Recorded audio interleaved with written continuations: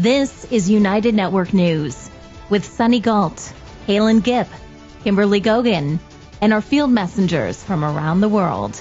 Here's today's real news. It's Wednesday, January 28th, 2026, and here are today's stories. In U.S. prisons, getting basic medical care shouldn't be a gamble, but for many it is.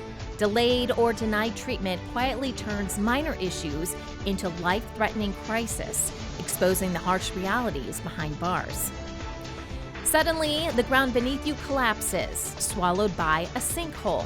Nature's power and unpredictability are on full display, reminding everyone how fragile the ground beneath our feet can be. In this backyard, chickens, tropical plants, and clever gardening tech all live in harmony. One self-sustaining garden turns smart planning into a thriving paradise that inspires sustainable living. You know the ocean, but do you know the rules? Flags and signs meant to keep swimmers safe are misunderstood by millions of travelers, making awareness essential for anyone near the water. Step inside one of Italy's oldest opera arenas, where history, architecture, and world-class acoustics create an unforgettable experience that continues to captivate audiences. And on the shores of Tobago, a little cafe does big things.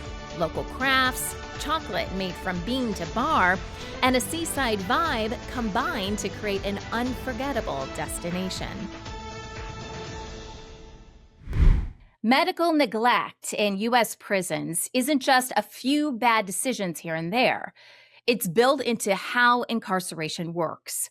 People behind bars are legally supposed to get medical care, but in reality, basic treatment is often delayed or denied. What starts as something manageable can quietly spiral into permanent injury or even death. On paper, America's correctional system is required to provide health care. A Supreme Court ruling back in 1976 made it clear incarcerated people have a constitutional right to medical treatment. But enforcing that right is another story entirely. There's no single national standard, and oversight is inconsistent at best. A lot of prisons are underfunded and stretched thin. Clinics are understaffed, equipment is limited, and red tape slows everything down. People can wait weeks or months to be seen, even when they're clearly sick. Security rules often take priority over medical needs, so someone in pain might be stuck waiting for approvals or escorts while their condition gets worse. Investigations by groups like the Brennan Center and the Department of Justice show this isn't about one-off mistakes. It's about broken policies that keep failing people. The consequences are deadly.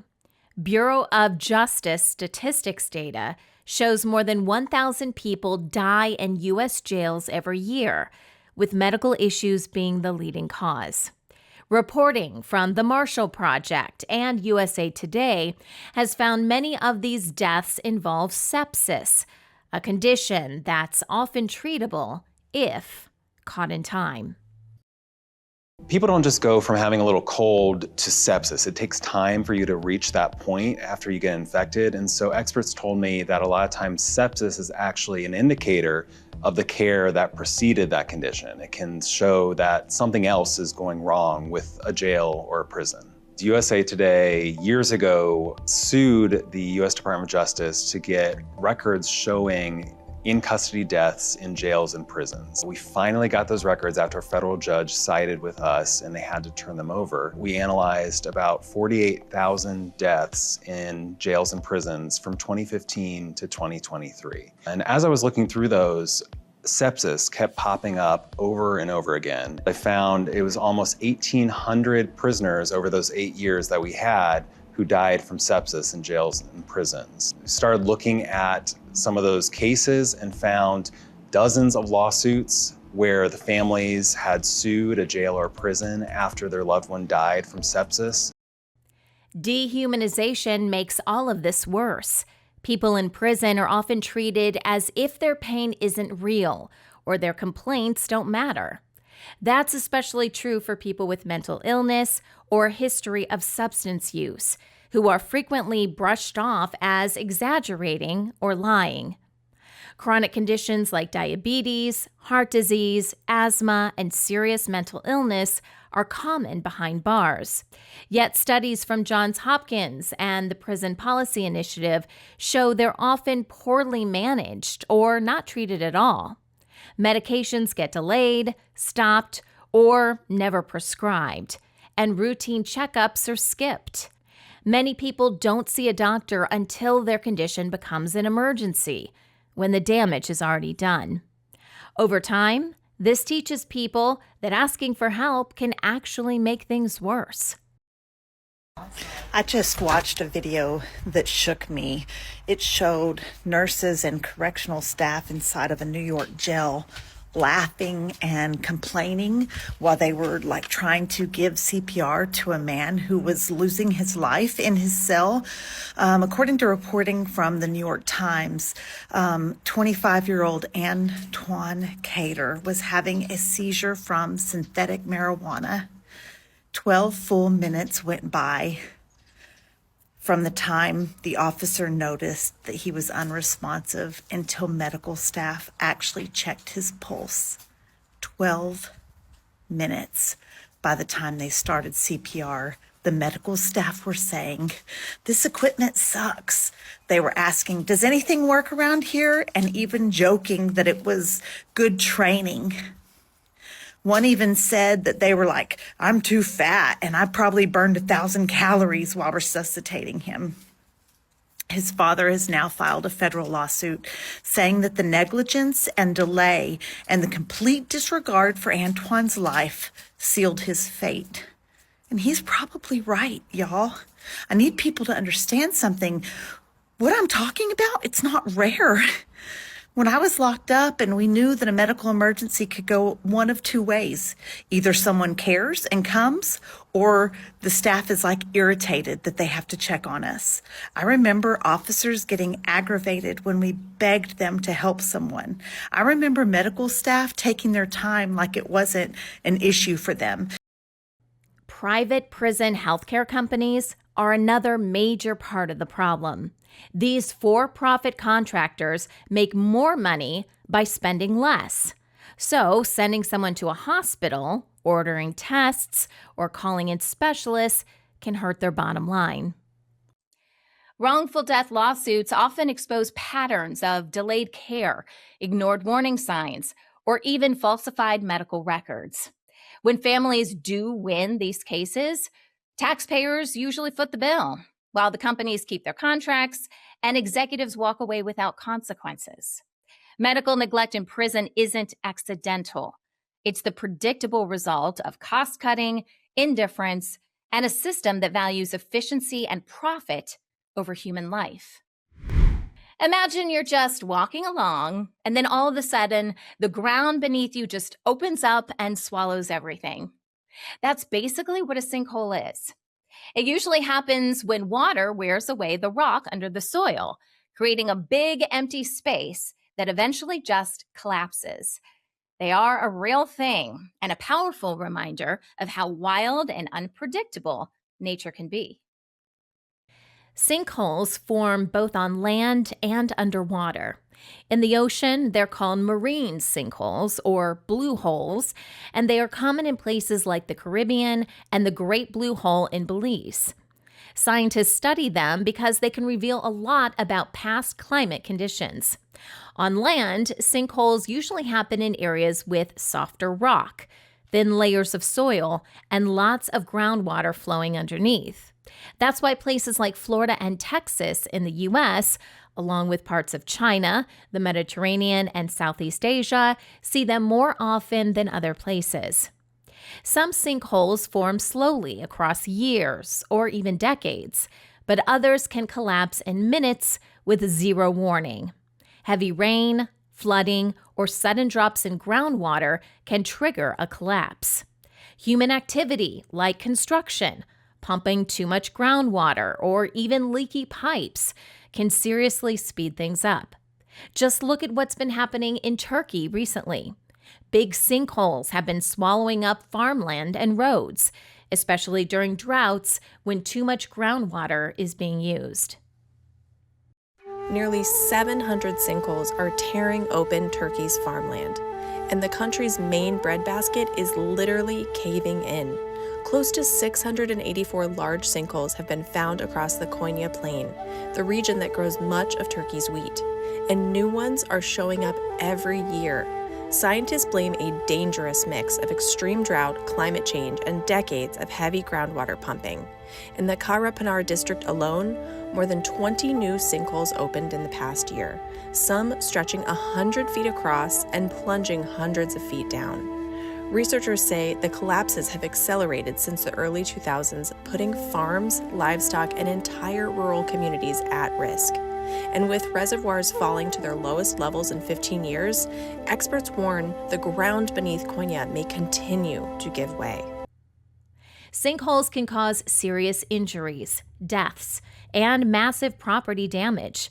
When they open up, they can totally change the land, mess with water flow, and even drain wetlands or pollute groundwater.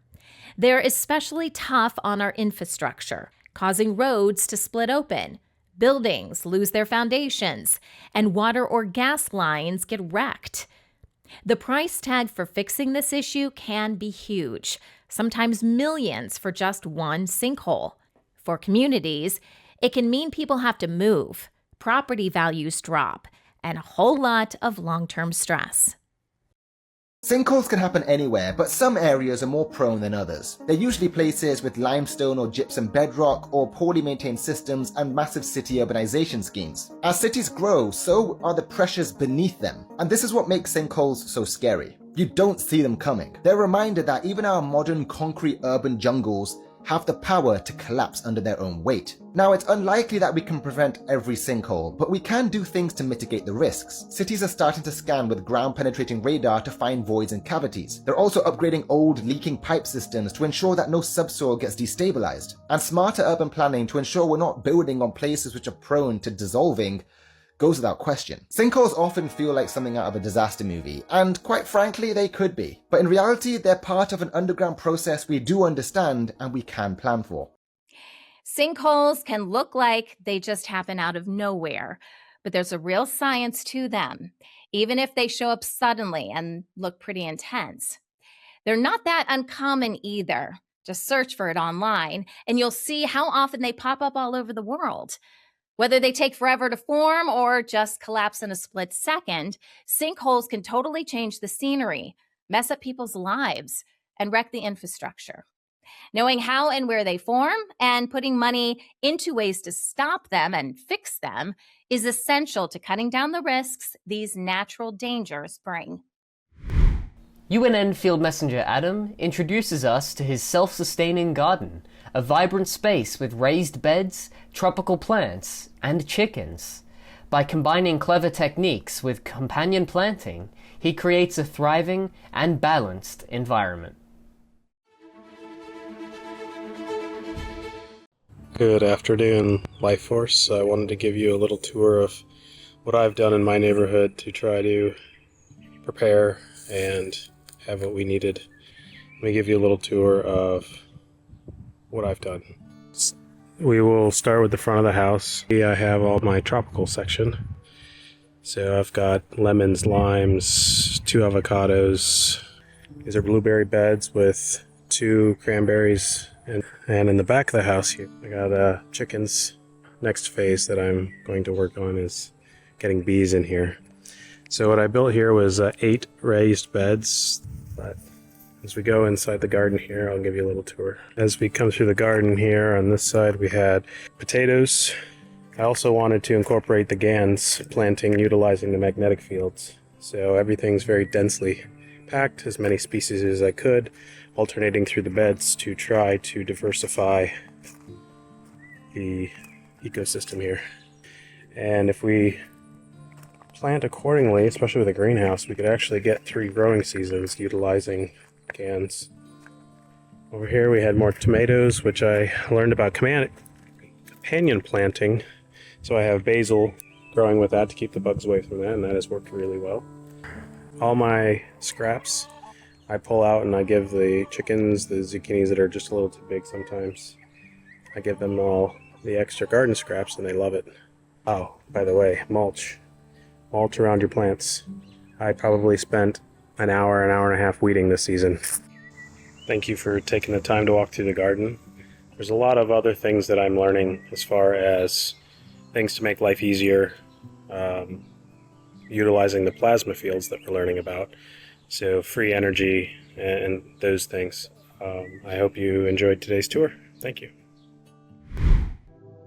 Tired before the day begins? NAD Plus levels drop 50% after 40. NAD Plus helps your cells bounce back fast. Most supplements give precursors. NAD Plus skips the breakdown, delivering direct, bioavailable power. Support your energy, metabolism, sleep, and stress levels at the cellular level.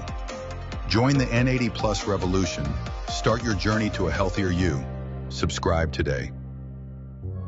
Hey, I'm Kirsten from Switzerland. This is Wayne from Tucson. Hi, my name is Desmond from Ghana. I am Claudia from Dawsonville, Georgia. I'm Mikey from Pretoria, South Africa. Hi, I'm Steve McGrath, Fort McMurray, Alberta, Canada. People from all around the world are coming together. Happy day, beautiful world. We are here in a rather small urban garden, and this video is just to show you the joys that we've had in this garden with the electric gardening. When news happens in their area, they show us what's really going on. We have people in the streets protesting for and against. At United Network News, our field messengers are changing the face of news. This is Field Messenger Helen reporting with Nature, and I'm going to talk to you about the bees again. Take the next step in restoring our planet. Become a UNN Field Messenger today. Hi, I'm Stephanie from South Africa. If it's going to be, it's up to me. If it's going to be, it's up to me. It's up to me. It's up to me. It's up to me.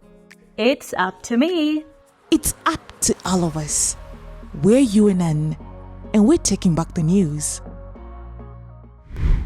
The ocean doesn't change when you cross a border, but beach safety rules often do. For millions of travelers each year, that gap between familiar water and unfamiliar warning systems can be dangerous. Flags, colors, symbols, and signs meant to protect people are frequently misunderstood by visitors from other countries. The result is a growing global problem. People entering the water confident they understand the risks when they don't. For travelers, the first safety choice at the beach often comes before they ever step into the water. Around the world, beaches use flags to warn about conditions and hazards, but there is no single global system. Colors and symbols mean different things in different countries. In many places, red signals danger, yellow means caution, and green suggests safety. People learn that color code from road signs, workplaces, and everyday life, and they bring those expectations with them when they travel. When beach flags don't follow that logic, confusion can quickly turn into danger. Australia offers one of the clearest examples of how that confusion plays out. Red and yellow flags are an iconic and necessary staple across hundreds of Aussie coastlines. But for overseas visitors, the meaning of the flags isn't always clear, and many associate them with danger rather than protection. Drowning prevention researcher and lifeguard Dr. Masaki Shibata knows firsthand about the dangers of big swells combined with inexperienced swimmers, and is pushing for changes to ensure a safer beach experience for everyone. His recent study revealed that over 70% of overseas visitors surveyed interpreted the red and yellow safety flags as signaling a danger zone. Dr. Shibata told Yahoo News, "Red is universally recognized as a warning color. A lot of people associate the color with red traffic lights, so it gets confusing. We need to find a way to deliver the safety message to those who are not aware of the risk." According to the study, the color of signs also influences beach behavior. When shown beach-closed signs with red and yellow backgrounds, 80% of participants recognize the red as signaling a serious warning. However, when a yellow warning sign about dangerous currents was displayed alongside images of swimmers, nearly half said they would still enter the water. And if you think a few words on a sign would fix the problem, Think again. Many beaches post instructions like swim between the flags, but a beach study survey out of the University of Adelaide shows that message is often misunderstood. At Sydney's Bondi Beach, nearly 1/3 of overseas-born visitors thought the phrase meant only strong swimmers should go between the flags, leading weaker swimmers to stay outside the safest area. That reversal puts the most vulnerable people in the most dangerous water. Translation tools offer little help.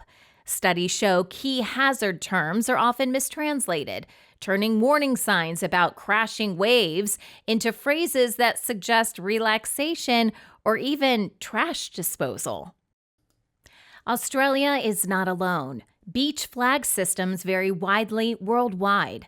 The International Life-Saving Federation, which represents life-saving organizations around the world, has tried to bring some order to the chaos.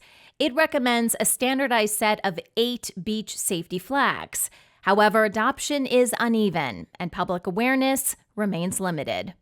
Until beach safety communication becomes more universal, travelers can take steps to protect themselves. Never assume that flags mean the same thing everywhere. And always ask lifeguards where it is safest to enter the water. Stick to patrolled beaches whenever possible. And remember, calm-looking water can be deceiving.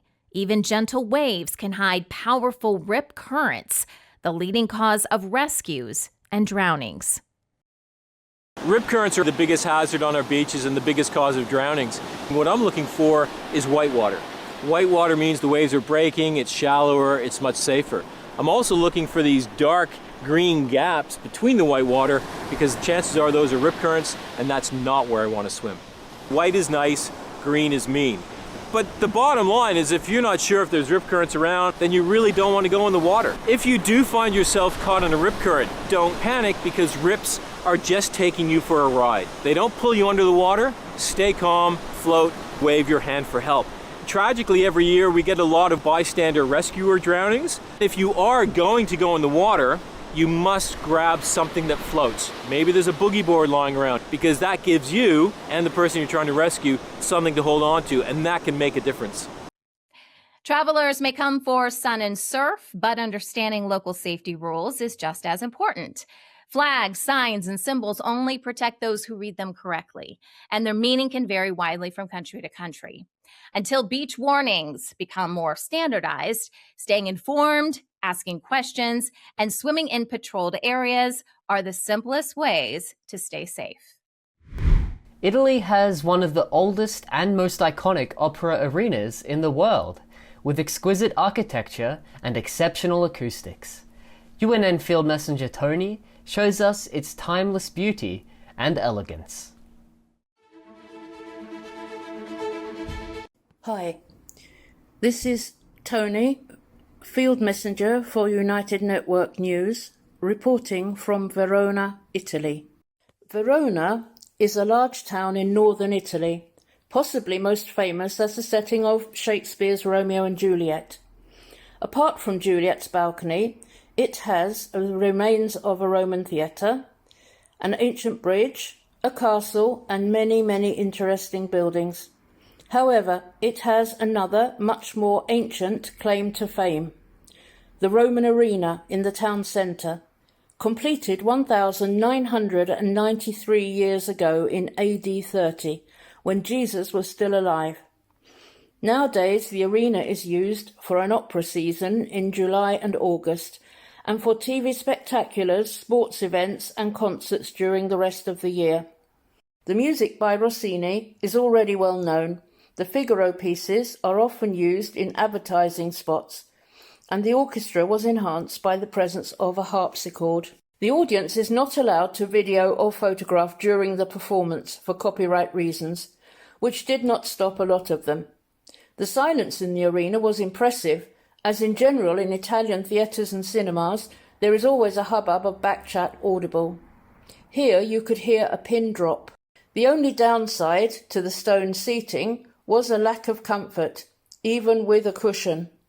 The evening finished around 12:30 a.m, just in time to have an ice cream in the square or take in the atmosphere of Piazza Bra, one of the largest city squares in Italy, and the nocturnal Dolce Vita. An unforgettable evening that I had waited a lifetime to experience. This is Tony, crossing an item off my bucket list, in Verona, Italy, for United Network News. UNN Field Messenger Sophia shows us a delightful spot in Tobago called Sure Things Cafe and Craft. It's a seaside shop where you can find local crafts and learn how to make delicious chocolate from bean to bar.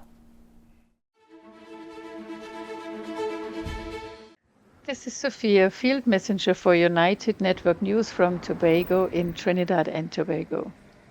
I show you today Sure Things Cafe and Craft. It is a place to go no matter if you are a visitor or citizen of our beautiful island. Sure Things provides you with nice things from shore and craft at a lovely location with sea view. Once a month, an artisan market takes place, where you can find homemade special food made of local ingredients, as well as crafts such as organic skincare, including soaps from the rich medicinal herbs of Tobago. You find creatively designed and crafted jewelry, fabrics, and literally sure things made decoratively with shells, driftwood, and other such items which nature provides freely on our shores. Inside, it continues books from local authors, paintings, sculptures, and other things from local artists. And homemade in the cafe includes the bread, cakes, juices, and fresh food. And here it is, where you can buy chocolate originally and freshly made, with our world-renowned local cocoa bean, the Trinitario, coming only from our local cocoa estate. So today we visit Jean Claude Petit at a special workshop for kids to learn and practice how chocolate is processed from bean to bar, and of course in the end to enjoy the delightful moment to eat it and to take some home. I'm going to give you some more, so don't worry. So what are we trying to do? Do what? Bring the temperature down. Start stirring. Make sure you taste it to see what it tastes like. Sprinkles. Start pouring this. Where do you want to put your eyes, Eli? Wow. Very nice. Thank you. So glad for this. Thank you. Wow. Inside of it. So, you are now officially members of the Willy Wonka School of Chocolate. Okay? Hi, my name is Jean-Claude. I'm on the small island of Tobago, which is just off Trinidad. And together with my wife, Rita, we operate a shop called Tobago Chocolate Delights. It's a bean to bar chocolate shop. So we go through the whole process. Part of the experience in the shop is explaining to people the whole story of cocoa, how chocolate is made, and we show them the different type of processes of making chocolate, so they have an appreciation for the product itself. One of the unique things about it is Trinidad and Tobago has a type of cocoa called Trinitario, which is the world famous cocoa because of its flavor. So it's very highly sought after. All your chocolate manufacturers all over the world use Trinitario because of its flavor. We've been doing this for 10 years. It started like everything in my kitchen, and it keeps growing and growing. And it's a wonderful opportunity because I get to meet people from all over the world, tell them about Tobago, tell them about cocoa, and we just keep doing it. Plus we have a chocolate experience where people can actually come and make chocolate.